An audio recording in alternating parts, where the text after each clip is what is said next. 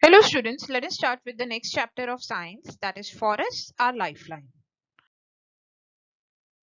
Most of us have visited a forest or have seen the forest in a movie or a picture maybe.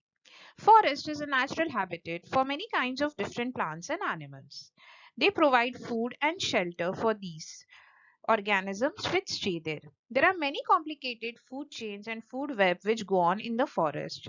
Some common animals found in forest are lion, tigers, elephant, monkeys, deer, zebras, jackal, bison, boar, snake, porcupines, crocodiles, and many more.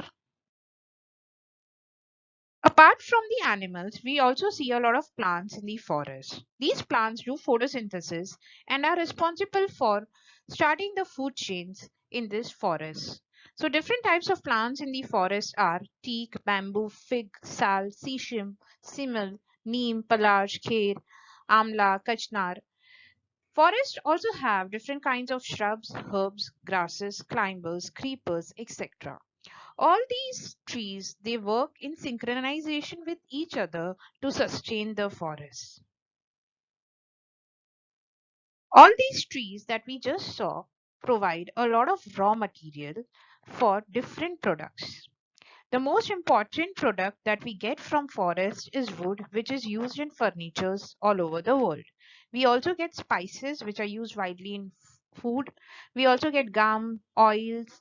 Oils are very essential for food as well as different therapies. We get honey, sealing wax, catechu, fodder for animals, medicinal plants, etc. from these forests. Now, if you look at a forest, then you will see different types of trees. The branchy part of a tree above the stem is called as crown. And the crown of the trees will have different shapes. As you can see in the figure, it can be pyramid shape, round, it can be oval, it can be layered, or it can be columnar, or it can be a little droopy. The branches of tall tree look like a roof over the other plants in the forest. This is called canopy. Trees have different heights, crowns, shapes of leaves, flowers, and fruits, but still they all manage to survive in the forest because the conditions over there are favorable. Because there is a wide number of trees as well as animals which are present in the forest, there's a lot of interdependence of these components on each other. Interdependence means they are dependent on each other for their survival. Forest has different types of plants and animals. They are autotrophs, heterotrophs, saprotrophs, and decomposers. Autotrophs are the producer. So these are green plants which prepare their food by photosynthesis. Then we have heterotrophs, which come on the second level in the food chain. So heterotrophs are plant-eating animals. So these animals, they get their food directly or indirectly from the plant. Mostly herbivores will come in this category. Then we have saprotrophs. They are animals which feed on the dead. So mostly all the microorganisms will come here. Then we have decomposers. These are microorganisms which decompose dead plants and animals into humus. This humus is very fertile and can be used as fertilizer in the soil. All these components together make up a food chain. So food chain can be defined as the chain in which organisms feed on each other, and this relationship is shown by the food chain. So if we look at a food chain, then it starts with a producer, that is grass, which is eaten by the insects, which is eaten by frog, which is then eaten by a snake, which is then eaten by an eagle. So this is how a food chain progresses from a primary consumer to secondary to tertiary to quaternary. There are many food chain in forest, and all of them are linked together in one way or another, because an insect, for example, is not just eaten by a frog, it can be eaten by other animals also.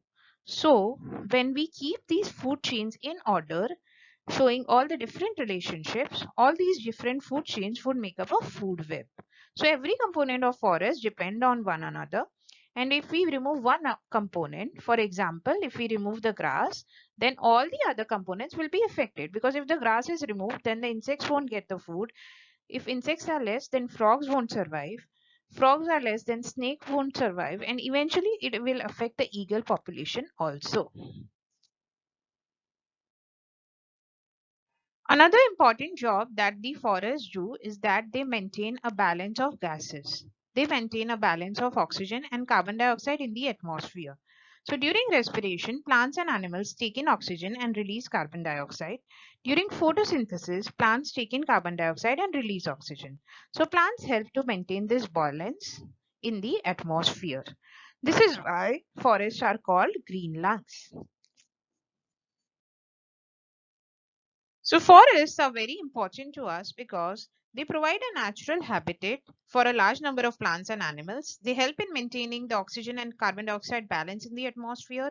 They help in bringing good rainfall as they are a important participant in the water cycle. They help to protect soil from soil erosion because if the forest is there, then the surface runoff is less and the trees tend to absorb the water which doesn't fall directly on the ground and the soil does not erode. Forests absorb rainwater and help to maintain the water table. This is called infiltration.